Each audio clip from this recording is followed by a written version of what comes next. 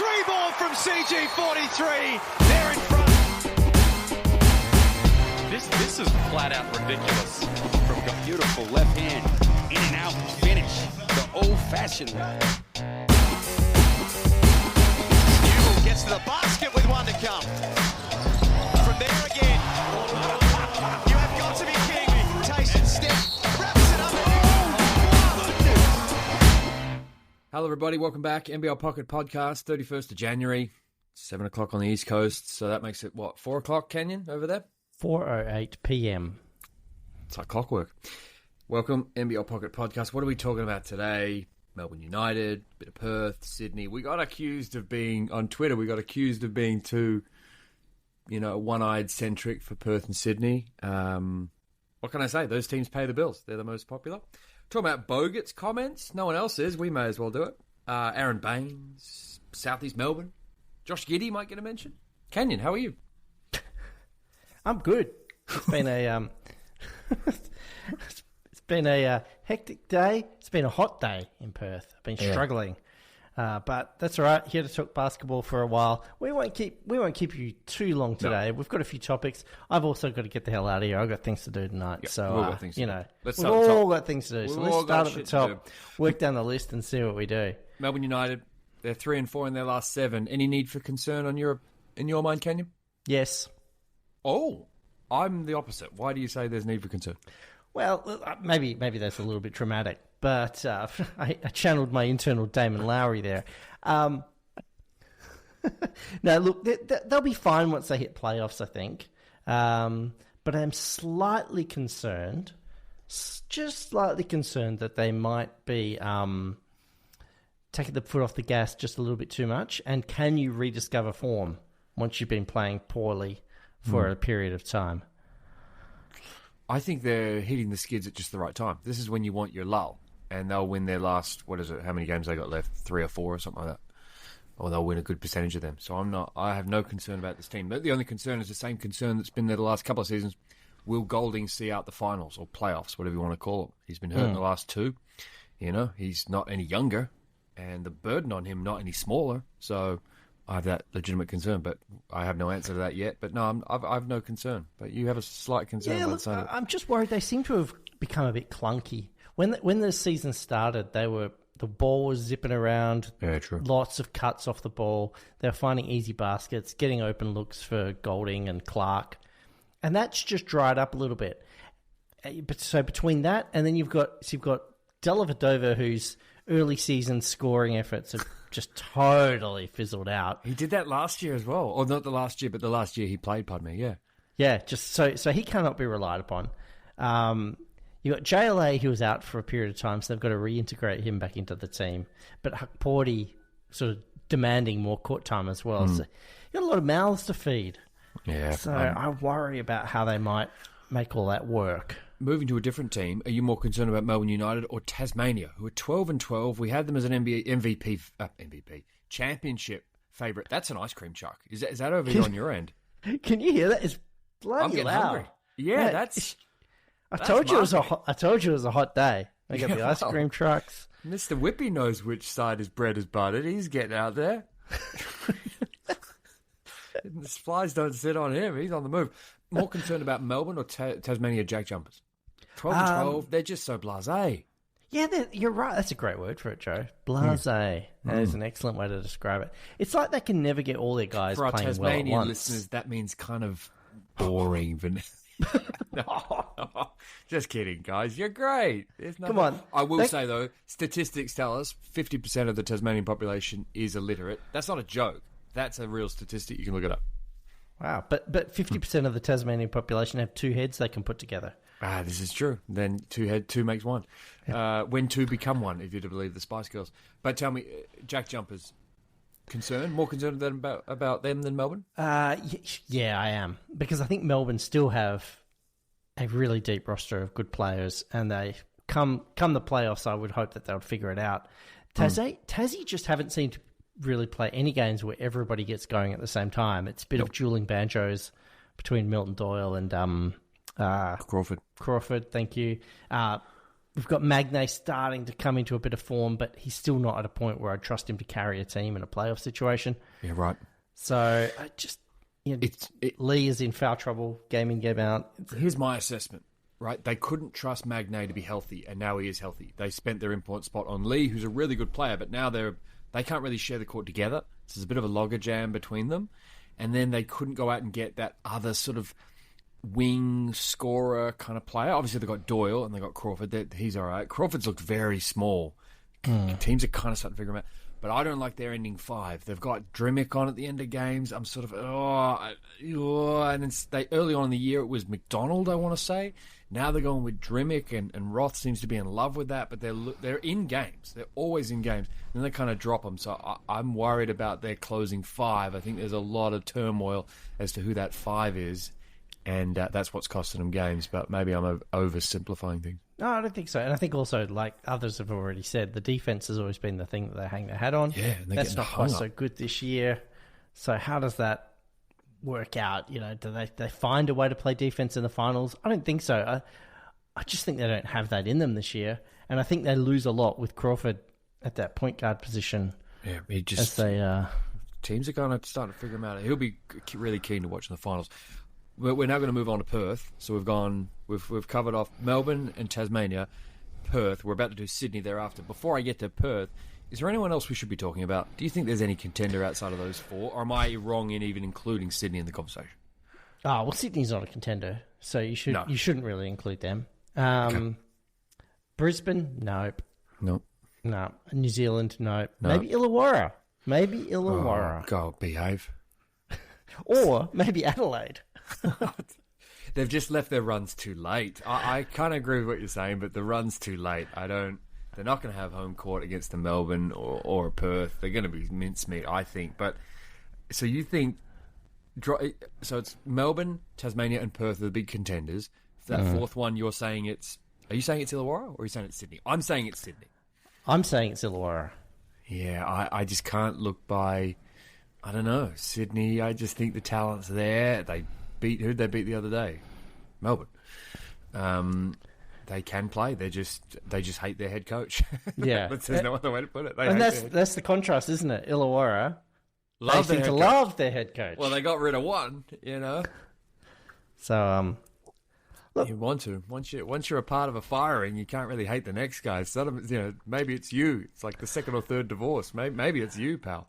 But let me probably be real. Can Illawarra win a championship? No, they can't. They can't do that. They'll be a part of a good series if they make it to the. Oh well, they go make it to the play-in. But if they get to the 4 and are in a 3-game series with someone, that could be fun. Do you know? I'm even going to say this, Joe. It's basically Melbourne or Perth. You may as well not even bother with the rest of it. I'm not going to put a line through Tasmania. They've got a good home court. They've got Milton Doyle, who's second, third best player in the NBL, behind Cotton and Lamb. Definitely in the top 5. I'm not going to look by him. No, okay. Not yet. He had mid-season. He's had a lot of off-court turmoil. I'm still a believer in that team. Sydney, I want to ask you this question. Will they drop out of the top 6? Just to give you the ladder at the minute and the people at home, the ladder is as follows. Melbourne, Perth, Jack Jumpers, Kings sit in 4th. They've played 25, 12 wins, 13 losses, tied with the Bullets on that same measure. Hawks in 6th, who are almost at parity. Like, they're right. Those Bullets and Hawks could easily jump this team. What do you think? There are so many permutations with this ladder. It's so hard to predict. It's actually a lot of fun, isn't it? And you're looking at the schedule and trying to figure it out. It's just impossible, and it does my head in. And basically, I'm just going, forget it. I'm just not going to even try and predict a future ladder. I'm just going to sit here and watch the show and watch it shake out.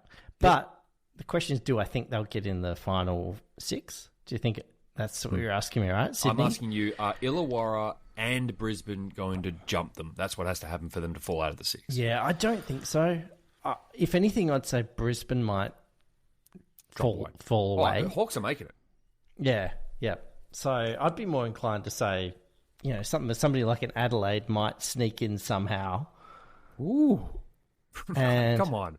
Well, Sydney, just to give people people at home the roster, Sydney are at Adelaide next, then they're in Illawarra at home, but is that a home game? They just have to come up the street. And then they're at Southeast Melbourne, who they've already lost to. That's the last 3 games for Sydney. I can't be bothered looking at the roster for the other teams. That's a pretty easy run home, though, isn't it? Adelaide in Adelaide is the only real doozy for me. But Illawarra, those first 2 are the doozies. They'll beat Southeast Melbourne. But Adelaide in Adelaide... Adelaide think they're a sniff. That's going to be a really good game. That's February 2nd. That's one to look forward to. Yeah. That's 5 that's a.m. must-see Eastern Standard TV. Time in the US, apparently, whatever that is in Australia. So, in answer to the question, could they? Yes. Will they? Give me a yes or a no. Sydney out of the top 6. So you're either thinking Adelaide, Brisbane, or Illawarra are going to, in some combination. No, they'll make it. They'll in. Stay. They'll stay. No, in. I agree. They'll They'll stay. stay. Staying with Sydney because we wouldn't want to talk about many other teams. Andrew Bogut, comments on Twitter. I'm so disappointed in you, Canyon. Tweets.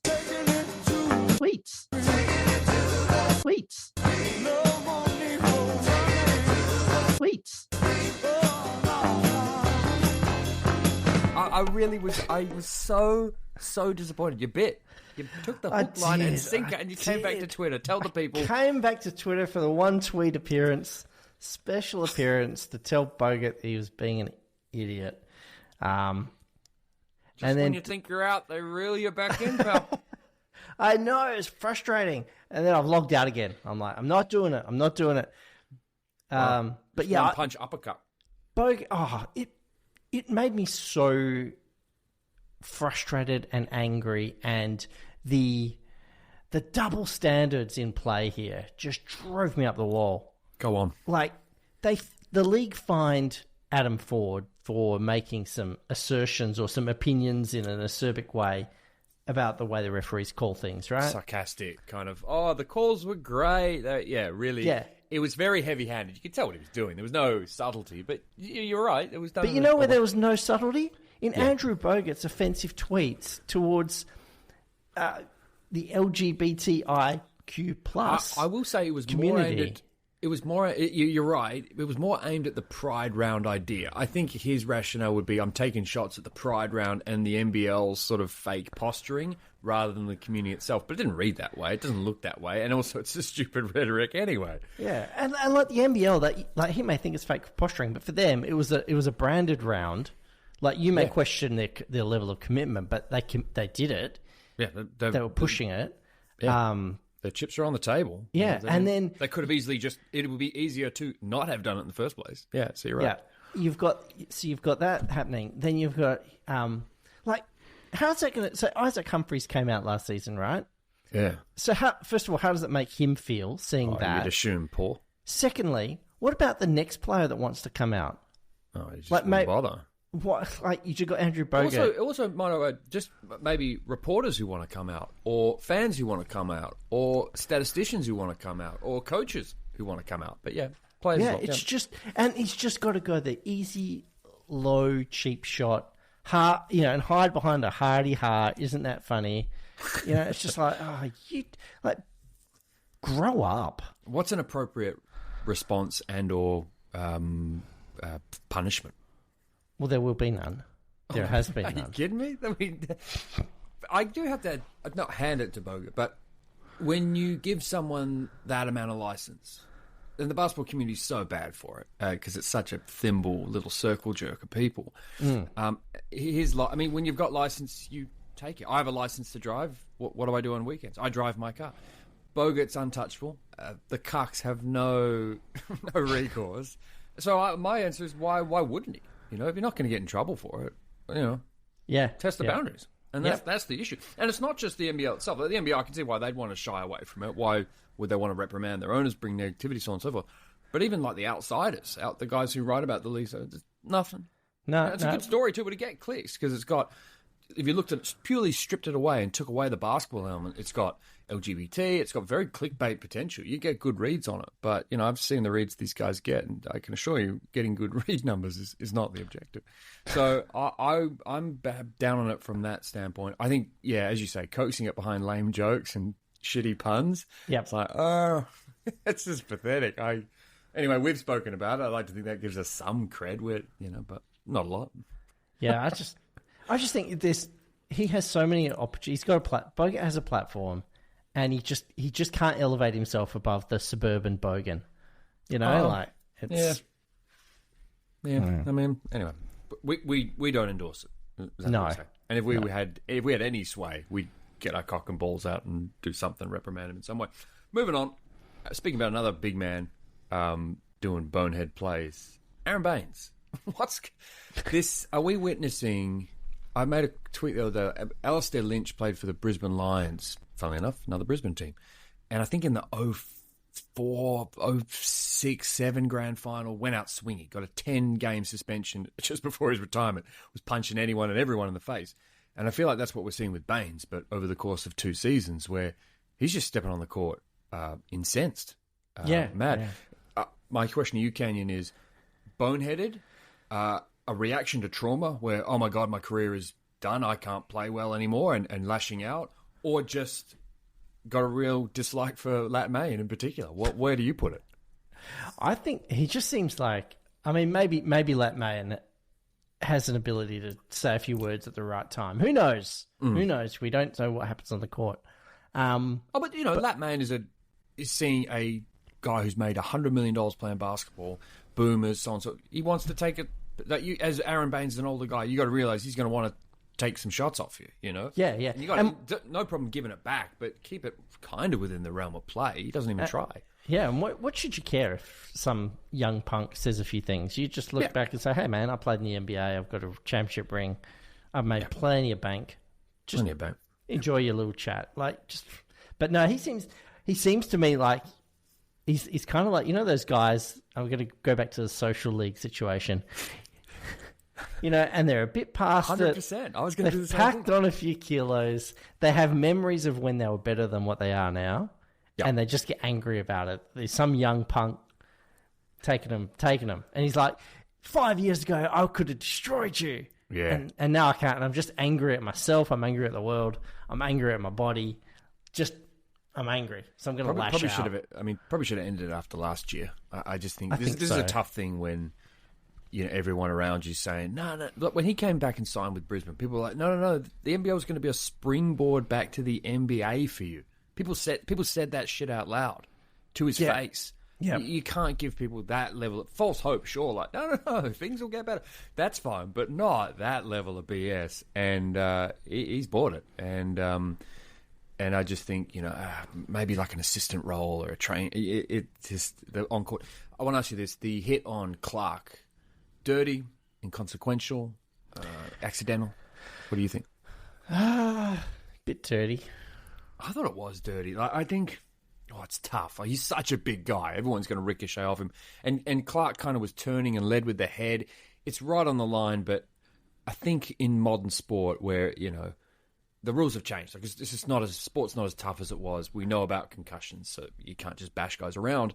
But I think that if you looked at that play and thought, is Aaron Baines trying to stay within the game, but also preserving a fellow colleague's cranium and skull and brain? The answer would be no. I think he actually turned it up into the red of like, I'm laying a hard screen, but I'm also going to make sure that his head collides with my ample forearm and muscle. Yeah. And he clocked it. He got him really, really good. And so I that's where I put it. I don't know if that makes it dirty or not. And there's just a pattern of behaviour emerging as well. Sure. You've got to look at that. I don't think you can look at it in total isolation. Jesse Wagstaff got cited for a screen last season. And then the Bruce one. What was worse, Baines or Bruce on Dellavedova? Listen, I'll say this. When Dellavedova, Mr. Country Victoria, grab your balls off the play, so on and so forth. When he draws the line at a play, he could spot dirty through 3 bags of clean laundry. I actually think that one was probably dirtier. I think there are smaller dudes, so it doesn't look quite as impactful. But the amount of extra angle that was put on that one, it just felt like, and there'd been niggle in that game too. Oh, it was tough, yeah. So there'd been a lot going on through that entire game, and it just seemed like a real square up opportunity. And if it'd been me, I wouldn't have liked it. No. And it was also one of those real, like, you come off, you twist the leg. Like, there was just, the leg was out. It was braced for contact. Yeah. Yeah. Again, dirty, but definitely, like, with an intent to somewhat injure or hurt and to certainly roughhouse and irritate. For sure. That's Bruce to a T. What do you think of Sean Bruce? Oh, he's in the NBL, but his game can be found down at the YMCA. Good player, does what he's told, good backup, capable, not taking anything away from him in his career, but shit, would I buy a ticket to see him play? No. It's exactly the stuff you see in a social league. Hits a couple of shots, plays some D. Does that make him a bad player? No, but just not one I'd pay to see. I'll leave it at that. I think he draws the game down between his constant yapping, and then his edge of the rule book kind of play. I just don't like it. I just think it's like, where are the highlight plays? He had that one front rim game winner. That was great. More of that. No problems with that sort of play. But then it's like the jump pass with 30 seconds left that goes to an opponent and lost them the game. Like, I'm like, there's more of those than there are the front rim game winners. So I'm just being honest. It just doesn't blow my skirt up. Can you? No, don't like it either. Moving on. Do you want to make a joke about Josh Giddey or just move on? I think we should just move on. Okay, I agree. Vasiljevic re-signs in Adelaide for 3 years.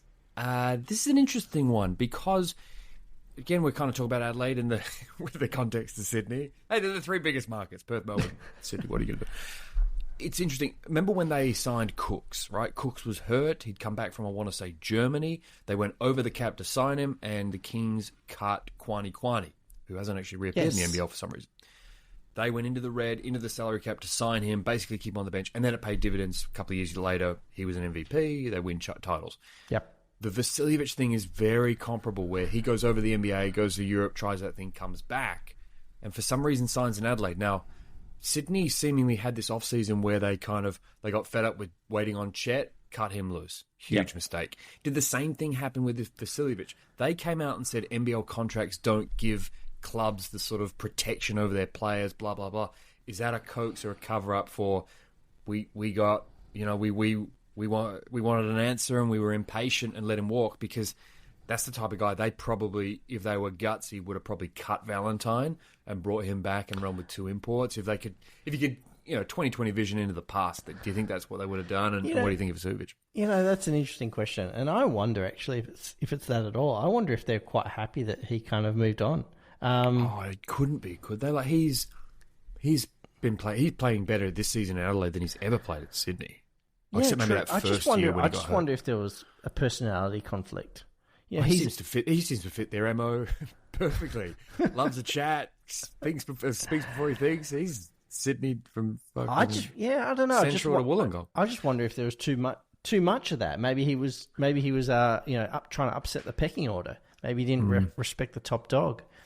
Maybe, I don't know. I think he's just a good player. I'm a big fan of his game, and when he's been playing really well, they've been winning games. It's no surprise to me. He's a good player. I don't know if he's a good scorer. I still can't decide if he's a good player. Okay, I like the distinction. Like he can get on a heater and he can really go off, and his range on the shot is ridiculous. But I still can't quite figure out if he's the sort of guy you'd love to have on your team, or would he annoy you as much as anything? With some, I think the most annoying player in the league's got to be Mitch Creek, and I really like Mitch Creek's game. He single-handedly won that game against Sydney. None of them could stop him at all. Yep. He was just, guys were ricocheting off him. But his kind of psychobabble, mindset, focus. I'd be like, shut up, please. That's the stuff. That sort of bumper sticker advice. I'm like, I'm over it. See, I don't mind a bit of mindset and mindfulness and all of that kind of mind over matter stuff. I'm okay with it, but I take exception from taking that advice from Mitch Creek, given his extreme history. Hey, now moving on, but staying with Southeast Melbourne.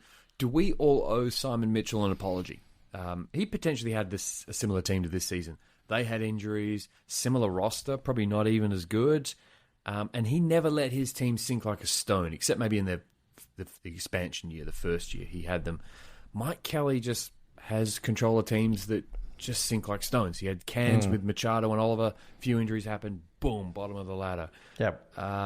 Even when he was with Perth, with the Scott Morrison associate head coach position, they got on a bit of a winning streak, and then they lost 7 in a row or something at one point. They just, when they go down hard. My question to you, Kenyon, do we owe Simon Mitchell an apology? Should they have kept him around?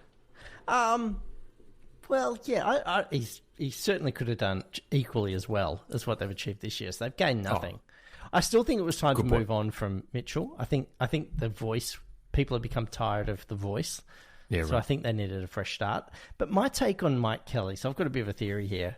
Is there? I sort of feel like Mike Kelly is an excellent development coach. Okay. I feel like he's good with young guys, good with like skill development, bringing people up a little. I'm not sure he's great at handling the already there players, the stars basically, right, and getting them all on the same page. Like watching his interactions with the young guys, once like they sucked in that first game, and I feel like he spent some time, put his arm around guys, really encouraged them, and then showed them a lot of love and confidence and trust. Oh, and they really went through the roof. And you could see him after the game, he's like backslapping and really happy for the young guys. I feel like that's where his skill set lies, and that's where he did well in Cairns. You know, like in that year when he had Machado and Oliver.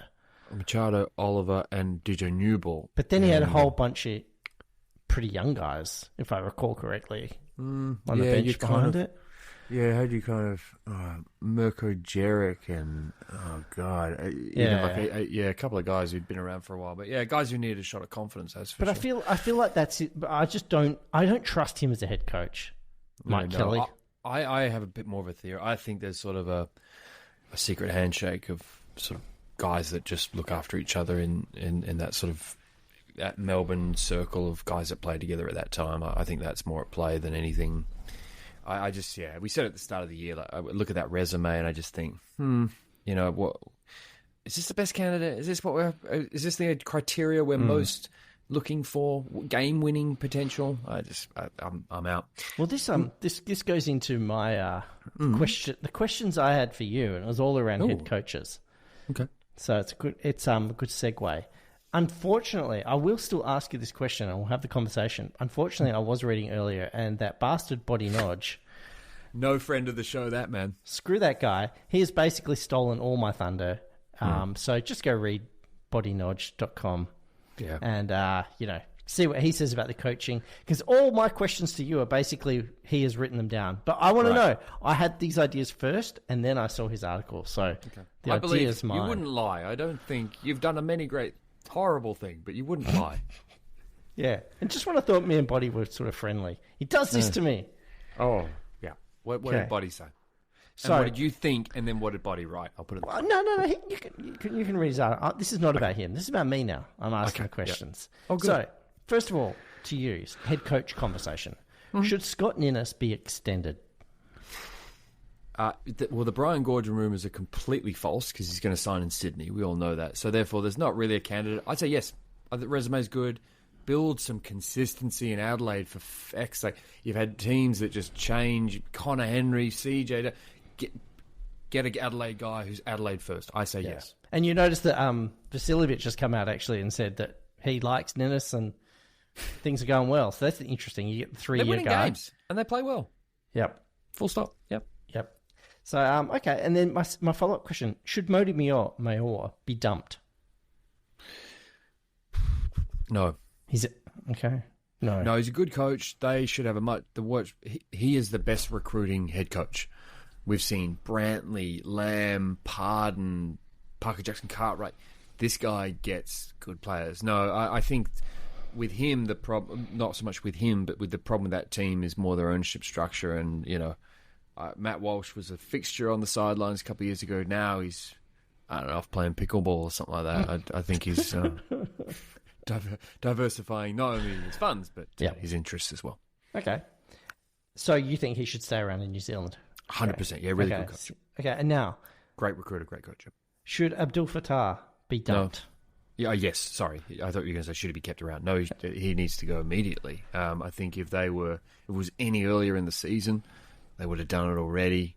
The DP coming off the court and pushing the players, God knows how, pushing the coach, pardon me, how they dealt with that internally would be probably pretty interesting. I think it was actually just actually I'll ask you, I think it was sort of a heat of the moment, push, whatever, we finally won a game, or did you see more into it where there's no respect for the staff? There's definitely no respect for the staff, but I didn't think it went that far. What do you think? The push, the 0.9 seconds remaining, you mean? Yeah. So of the assistant coach. The assistant coach, yeah. So I think it was out of order. And the guys come out and said, just like, it was in the moment, didn't realise somebody... You're always going to say that. It's like, that's bollocks. You've got enough spatial awareness to know what's going on. That coach did nothing wrong. He did the right thing, because you don't invade the court before the game's finished. And he just reacted just like a little petulant child. And I just feel like that's the makeup of that team. They're all pissed off. None of them are really happy. You can tell Adams is not happy about... Adams signed with this team thinking it was going to be Buford, surely. They were a bit of a package deal. I want to say they worked with each other at Sydney, obviously, and before that in Milwaukee somewhere. Yeah. And I think he's seen this coach. And Adams is having a good... He's statting well. When he applies for European jobs, the stats will look great. There will be no issue, but he has not had the spirited season he had under Buford. I mean, he missed games, but he was excited. He had that dunk on Patterson to win it. He was an exciting electric player. Now he's just, get my stats. I don't want to see this coach. He's not playing me. Like, Cotton's getting 30-some minutes a game. Adams gets high 20s at most. He's fed up, you can tell. And I think it spewed all the way down to the DP. So I think that push was 60% what do you call it? Disobedience. 60%, I don't care about the coach. 40%, we're coming back. It's not even my head coach. 40% sort of spur of the moment. So that's how I'd break it down, I think. But, yeah, you're right. I can't believe we've got to a point in this podcast where we're saying, Coach Chet, please come back. We won 2 chips. He won 2 in a row. He was good. Chet with the chips. Yeah. Chet with the chip. Chip Chet. And he's not working anywhere. He's just taking a year out. Taking the family jet to Aspen, last I saw. Come on, guy's Chet. living a life. Jeez, come back. Come back to. We love you. To Auburn, but leave Aspen for the next guy. Come back to Auburn Basketball Center, just off the freeway there. That's where the party's really at. Okay, so one of the things that Body was saying in his article, he's saying that Ninnis is now being courted by other teams, and Adelaide aren't really wanting to sign him because they're still doing the Gorgian, Gleason. They want, like they've done in the past, they want the sexy hire. But then he was also suggesting they might be looking at Modi. Why would? Because he's out of contract. Modi's out of contract. I mean, the thing is, Modi would probably take the security. I think he's just a coach from his collar to his socks. But he'd be a good get for Adelaide. I think he'd be a good get for anyone. I mean, the Breakers are in an issue where Body wrote the article about their financial woes. That wasn't just ink on paper. There's a lot to that for sure. So and he was also saying. So now I'm just riffing off his point. He was saying that there's 2 clubs potentially interested in Scott Ninnis. Now, he didn't mention what clubs they could be. So let's see if we can we spelunk on this and figure out where Scott Ninnis might end up. I've got one obvious candidate. I think bottom team, Southeast Melbourne might kick the tyres. That's the obvious one that I picked too. Well, it's not going to be Perth. It's not going to be Tasmania, obviously. I mean, Sydney have got an opening, but they are just salivating over Brian Gorgian. Yeah. Gorgian is in his mid-70s. He's not going to want to go to Adelaide. He's going to want to go to Sydney, where he's from. There's family. The perfect retirement spot. He's on the beach. Come on, let's grow up. Yeah.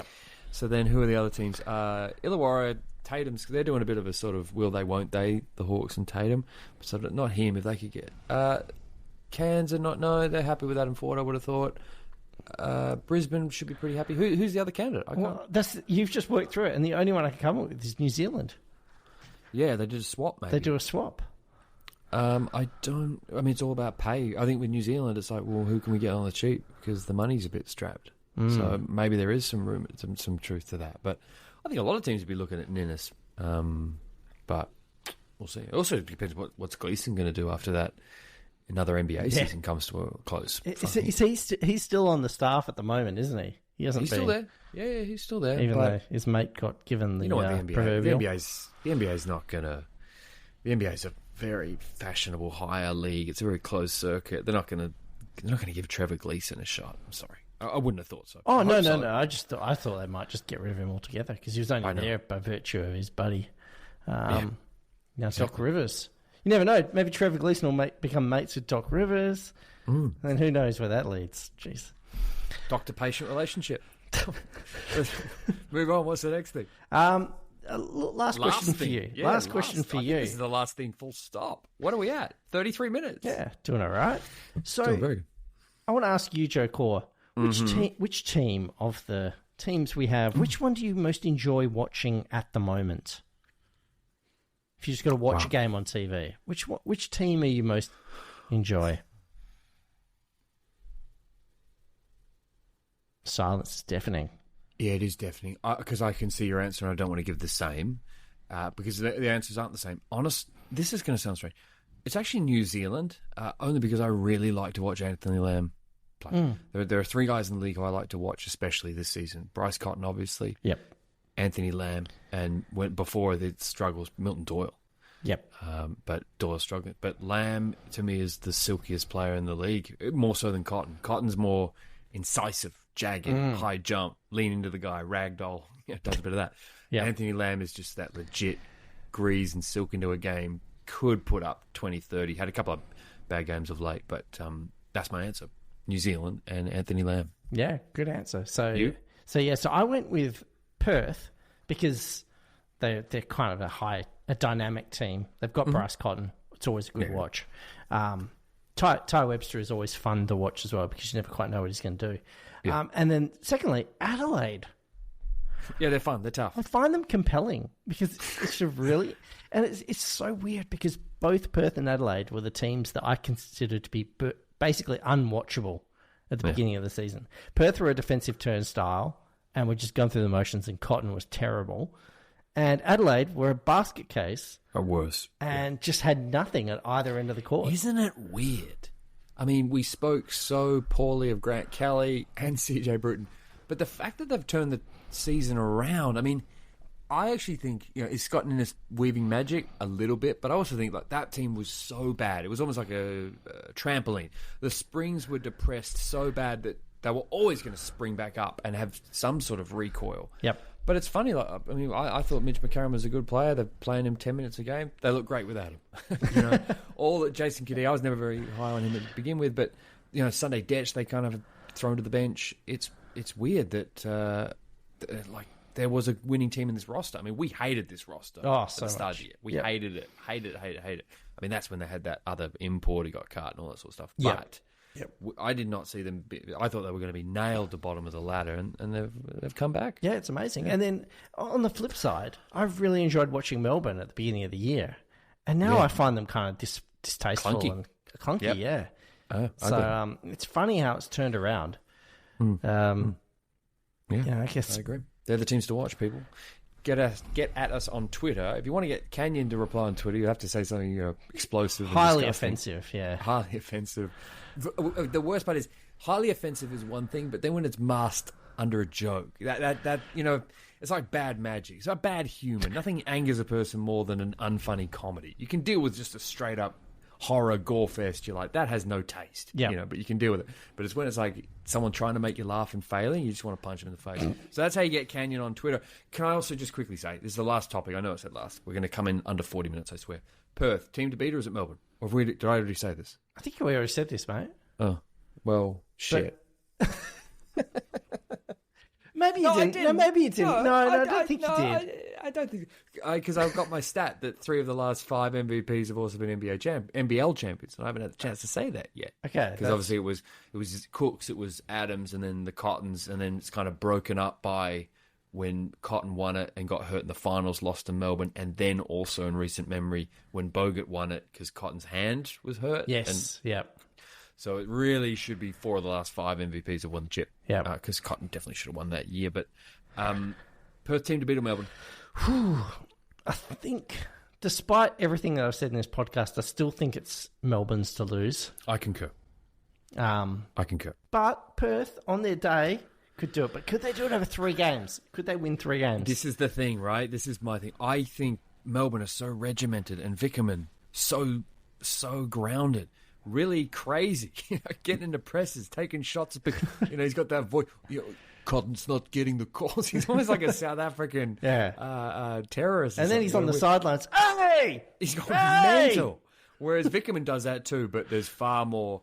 How do I put it? Riley's like that one henchman that can't be controlled, and Vickerman's like the mob boss. He's got the glasses, silver hair. There's still energy behind his words, but not a recklessness that Riley's got. The other thing I'll say is this. Melbourne's rotation, I feel really confident in. Perth's Riley's getting plucky and strange. He'll still throw shit around, and I'm seeing a lot of Corey Webster minutes. They're ugly minutes. The defense. What's going on there? You talk about the Wildcats defense. I was getting flashbacks when Webster came back in, and I was like, "What are you doing, really? Yeah. What did we not learn about this?" And I just think he's reckless in that way. He's like, "No, me and this guy, we love our offense. I can trust him." It's like, no. DNP's, I think, is best. Corey Webster's got a place. It's just not off that Wildcat bench stealing shots from Bryce Cotton. I'm just not here for it at all. Yeah. And as a result, his minutes have gone up and the Perth have dropped a couple. But, yeah. So, sorry, what was your answer again? I've completely forgot. I said Melbourne is still the one to beat because over a 5-game series, they've just got too many different looks that they can throw at a team. They got both those centres. And way too big. Like when JLA has a big game, who's going to guard that guy for Perth? And again, you're rolling your dice with, as I said, we said Corey Webster, but also Jordan Usher. Good player, had some good runs. Do we trust him to follow a scout for 5 straight games and not take those crazy shots he's accustomed to? It's a bigger leap of faith than the regimented Melbourne. So I still think it's one way. All right, Kenyon. Well, fuck. Hey, we're out of here, I think. By golly gosh. 39 minutes. That's fun. Good length of time. We're out of here. Got a last word? Or no, I was about to ask you, Joe. Actually, yes. Joe's Court, what's your last word? Follow us on Twitter at NBL Pocket Pod, at Andrew Kenyon. Follow us on Toot or Mastodon or whatever the hell it's called. And, Flip, there's something I want to talk about. Oh, no. What is it? Well, there was a really good article. Oh, sorry, everyone. There was and Kenyon, I know you got to get going. There was a thing by a guy by the name of Oliver Trenchard on LinkedIn. He works for a company called Engage Digital Partners. He put out a little, those tweet kind of things that people put out like, hey, listen to this story in sport. Isn't this interesting? Anyway, it was about the growth of the NBL on Instagram in particular, and I think exclusively. But no domestic competition has gained more followers in the last 18 months than the NBL. Kenyon, did you see this? I didn't see it, no. So no domestic competition in Australia, has gained more followers on Instagram than the NBL. To me, personally, that's a huge achievement, I think. Yeah, it's providing they're not just buying a bot farm. Yeah, well, I'm going in with the best expectation that they're not. I think, they're probably not. They might be. But I doubt it. No, that's a really good achievement. It's worth bringing up, but keen distinction. I hope they're not. But he just talked about what their strategy is and how they've done it. So this conversation is partly tip of the cap to the NBL social team, but it also kind of like, it just shows you how sports are trending towards vertical broadcast, as in on mobile. And it's going to be, cannot wait to look at what the NBL does with its TV rights after this ESPN That'll deal. Be fascinating. It is going, and News Corp, KO, whatever you want to call it, that whole thing is going to be fascinating. Now that Netflix has shown a willingness to get into live sport, will it kind of take on a low-hanging fruit in the NBL? And that's just streaming services in general. It will be fascinating because I think the ESPN and those sort of things, they're empty carbs because they give you some money for your rights, but then you don't grow your sport. No. And because it's behind a paywall that's really expensive on Foxtel and a really redundant old paywall. Yep.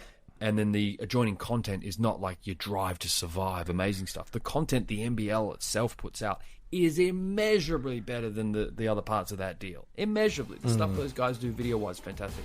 I've spoken too much. I just want to plant that seed in people's head. Let's get the heck out of here, Candy. What do you say? I say viewership reach. That's what it's all about. That's fun. We'll talk about something like that. Thanks very much. Thanks very much, everyone. Become a patron. Give us some money. We'd like the money. Thanks very much. Bye.